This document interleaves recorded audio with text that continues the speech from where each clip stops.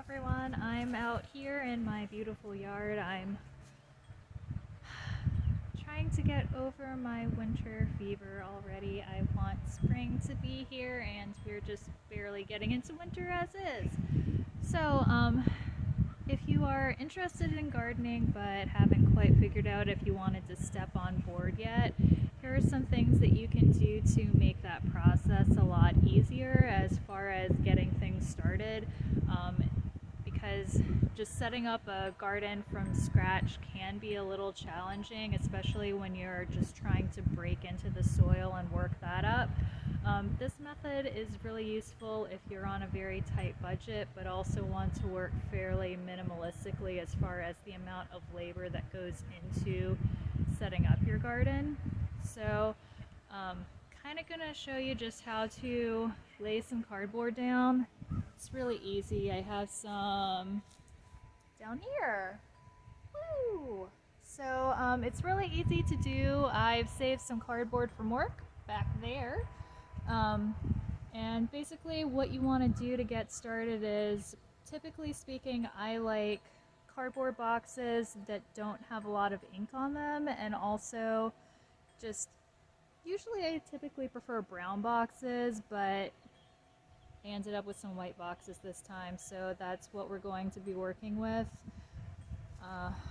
What I really advise for this is to remove your tape first. So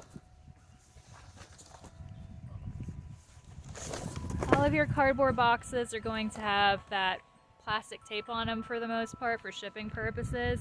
That you do want to remove. It will not break down in your garden, and then you're adding plastics to your surface, and that's not something that you really want in there. So just go ahead and remove all of the plastic. If there are any additional plastic labels on there, you also want to remove those first. And when we're talking about cardboard boxes, there are, of course, different kinds of cardboard boxes. The heavier duty boxes are going to last longer and block out more sunlight, which is what our goal is to get this garden started. So if you're using thinner shipping boxes, you probably want to layer up even more. And if you're trying to use, say, cereal boxes or something like that, which I wouldn't quite advise just because of all the ink on it, you probably need to layer up a lot, and since they're smaller, it does become a little trickier just trying to get them to stay flat and to stay in place, but it could be doable if that's your only option. So right over here is the garden space that we're going to try to set up. It's in between my heat pump and my kiln platform, so still need to set up my kiln, but yeah, I'm working on it. There's a lot to do. So this is a one that I had previously set up. I probably did that a couple of months ago. It's just going to sit there for the entire winter. So just gonna leave that there. The bricks I have in place to help weigh it down. One thing that I do want to do a little bit later is get a load of mulch and actually weigh it down on the cardboard, because I have two things going on. The cardboard is blocking the light, and it is also allowing moisture in. And by allowing the moisture in, that helps build a better environment for your composters that are actually going to help break down the organic material in there. So your weeds and stuff that you don't want to be growing, they'll help break that material down and speed up that composting process. But the top layer of the cardboard, they're not going to mess with that because they need the moisture. So if it's going to be in the sunlight and it's going to be dry, they're pretty much going to just leave that alone. So later on, by adding a layer of compost or mulch on top of that, that's going to basically raise the level that your composters can access. So at a certain point, they're going to be able to start breaking down the cardboard and incorporating that into your garden, instead of you just peeling back the cardboard and then having this trashy cardboard kind of floating around your yard, which I admit has been a little bit of a problem here sometimes. But I've actually just thrown the last scraps that we had and hadn't broken down yet into our compost heap, and piled some branches and some other stuff on top to help it break down more. So hopefully by the end of this coming year, it will be completely broken down, and I, at that point, can just start incorporating it somewhere else into my garden space. So, I guess we'll get started. It's just really simple, and it's an easy way to set up. Oh, and yes, we still have snow.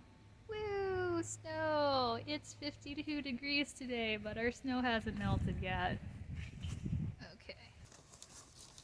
Okay, so basically now all that I want to do is I already have my cardboard completely prepped. This is some pretty heavy gauge cardboard, so I might not layer it as much as I would something that's lighter. I'd say 2 to 3 layers, you're probably good. You want to block out the sunlight. You don't need to go into complete overkill with it, but you definitely need enough that when it does start breaking down a little bit, it's just not going to let the weeds start growing through it. So you need something that will prevent the light and prevent the weeds from actually breaking through the surface, particularly earlier in the season, your spring. And then later in the summer too, you're definitely going to need to do some spot checking and remove some weeds at that point, but it's going to be a lot easier than trying to remove everything from scratch at the beginning. And also by layering in your cardboard, you're going to help increase your moisture level, which will in turn make the ground easier to break up as well. So all you want to do is layer your cardboard down. These are some pretty nice big pieces here, which makes this way easier.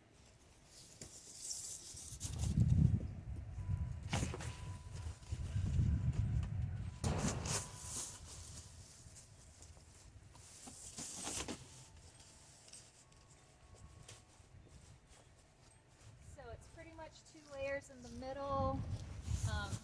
It may not be quite 2 layers on the edges. I think I would also like this to be, I don't think I could show you quite at this second. You can probably see it a little bit over here in this corner. The concrete comes out a little bit for my kiln. And then over here, it's further in. I'm probably going to want to make that more of a triangle to even out that space instead of a straight line. So I'm just going to try to work the cardboard into that space a little bit easier.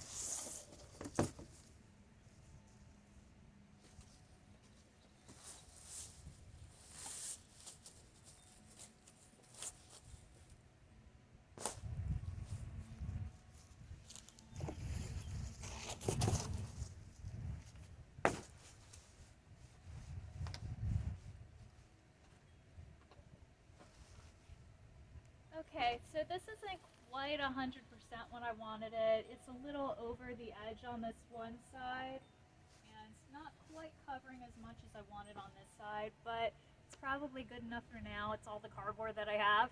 I can also just add to it on this front section where I want to bring it out a little bit more. And I know for me personally, it's not a huge deal to get everything perfect right now. If I'm killing a little bit extra grass, I don't mind so much. It's if I don't have enough kill back, then I'm going to have to go in and do a lot more manual labor to clean up that edge. So grass is grass. It'll grow back. It'll grow back probably quicker than I want it to, but I'm not sure exactly if I want to put in an actual landscaping edge yet, like the plastic barrier, or if I'm just going to work with it a little bit. We're going to try to put in some perennials. I have 2 different kinds of figs that I wanted to try to plant in here too, one on each side of the heat pump. They die back in winter so the sun can still warm the house, but they don't get super big, so it'll still provide a little bit of shade, but not just complete darkness on this one side, because I don't want to block out my windows. I do like getting some light in there. And then put in some smaller perennials around here. We wanted some flowers, maybe something that kind of deters mosquitoes a little bit, or some other animals that we don't really want super close to the house. But this is basically what we do. Lay the cardboard down, and then we're just going to put some bricks on top. Okay, I'm going to put a brick right in the middle, because want this to stay weighted down. Then one on the edge.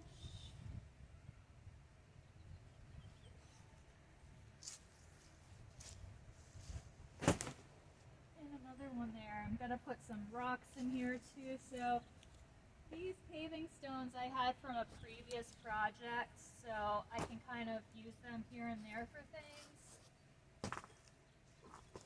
But you can use rocks. I even have, on my other section, I just have some pots with dirt in them that I'm just using as weights that way. So I'm just using the resources that I have. I'm not buying anything extra for that. So it's really easy to do. I have seen some things that said, just lay the cardboard down, water it with a hose, and then you can walk away and it's fine. No. Wetting your cardboard with a hose is going to make it curl, for one, and if it curls, then those edges are going to get picked up by the wind, and it's just going to blow your cardboard away. You need something pretty heavy to weight them down to make sure that they don't blow away. I know where I'm located, we pretty much have a constant breeze going all the time, if not just downright windy. So you definitely want to make sure that you're not polluting other people's properties or just creating a nuisance in your neighborhood. You do want to use some good weights to make sure that it doesn't run away from you, but also by using weights, you're ensuring that the cardboard has a closer contact with the grass surface, which reduces the amount of light that can come in from around the edges, because if this is just flapping up, then it's really not doing a whole bunch of good as far as blocking out light permanently for this location. So definitely want to put a little bit more weight down on this side. I think I am going to put a little bit more cardboard when I get my hands on it. But that's basically it. So that's one way that you can really work on starting to try to prep a garden for the spring and not have to work super hard to get it done, which is always a big thumbs up. I just had a thought before we go that you might want to see what I actually have going on in my garden before we say goodbye for the day. So earlier I had started some winter wheat. I have two different kinds. This is a white winter wheat. We'll see how things go. I'm feeling a little skeptical at this point with it. We've had several snows, several freezing rains, and definitely some cold weather come through. I thought it was supposed to be okay for a zone 6B, which is what I am. I thought it was supposed to be good down to about a zone 5. It isn't seed that I actually paid for in the regards of ordering seed from a seed supplier. I just went to the local Whole Food store and just got some whole wheat off of their shelf. They had two different varieties. They had a white winter wheat and a red winter wheat. The white was supposed to be a little bit better for pastries and baking, whereas the red was supposed to be a much better kind of all-round purpose flour and also really good for breads. So this one, it looks like it's been kind of dying back a little bit, so I'm not super happy with that. I'm not sure if it's going to spring back or not. I mean, I have a couple months to find out exactly what it's going to do. It has a couple months to figure out what it wants to do too, but I could definitely see some dying back with a couple of our snaps. So we'll find out when that time comes. Something else that we've had going on is I have a couple different kinds of alums, which are your onions and like garlic and stuff like that. Those are your alums. So I have, I have two different kinds planted, or actually three different kinds planted right now.